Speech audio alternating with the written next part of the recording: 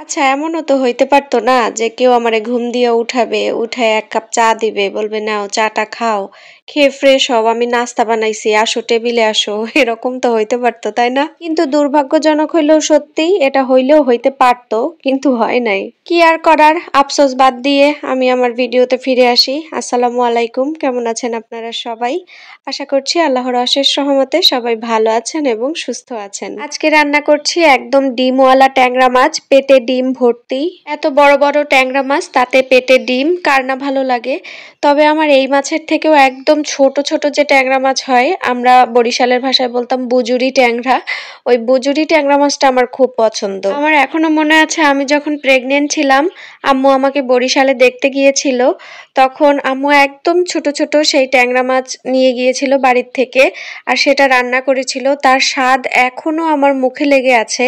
আর ওই ট্যাংরা মাছ যতদিন ছিল, মানে অনেকগুলো নিয়ে গিয়েছিল, যতদিন ছিল আমি প্রতিদিনই অল্প অল্প করে ওই মাছগুলো রান্না করতাম। আর ওই সময়টাতে আমার এই মাছটা খুবই ভালো লাগতো খেতে। ট্যাংরা মাছটা কষিয়ে রান্না করলেও খেতে বেশ মজা হয়, কিন্তু আজকে আর আমি কষাইনি, অনেক দিন ধরে ফ্রিজে পড়ে আছে, তাই ভেজে নিয়েছিলাম। আসলে এক এক জায়গার এক এক রকম রান্না।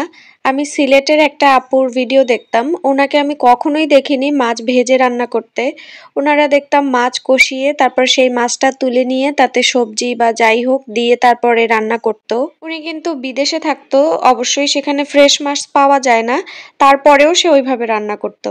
কিন্তু আমরা তাজা হলে একরকম, কিন্তু যদি একটু ফ্রিজে থাকে তাহলেই মনে হয় আর খাওয়া যাচ্ছে না, গন্ধ হয়ে গিয়েছে, মনে হয় যেন না ভেজে আর খাওয়াই যাবে না। এদিকে আমার নানার বাড়ি, আমার মামা তো একদমই মাছ না ভেজে খেতে পারে না, আর সে কি ভাজা, একদম কড়কড়া করে ভাজতে হবে।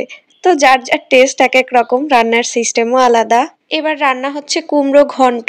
এই রান্নাটা আমার বড় ননদের কাছ থেকে শেখা, তবে কোনোদিনই আমি তার মতো রান্না করতে পারিনি।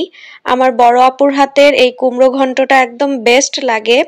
তো ওনার রেসিপিতেই রান্না করি, অথচ আমার রান্নার স্বাদ ওনার মতন হয় না।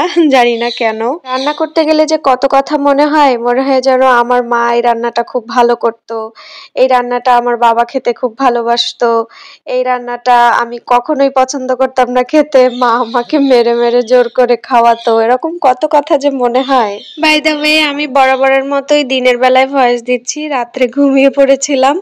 তো আমার সাথে আমার মিঠিও ভয়েস দিচ্ছে, আশা করছি সবাই শুনতে পাচ্ছেন। হাঁস মুরগি, গরু, ছাগল, পায়রা, পাখি, সবাই সবাই সবাই সবাই আমার সাথে ভয়েস দিচ্ছে। তো এই তো আজকে এখানেই বিদায় নিচ্ছি, ইনশাল্লাহ আপনাদের সাথে আমার দেখা হয়ে যাবে নেক্সট ভিডিওতে। সবাই ততক্ষণ পর্যন্ত খুব খুব খুব ভালো থাকবেন। এখানেই বিদায় নিচ্ছি, আল্লাহ হাফেজ।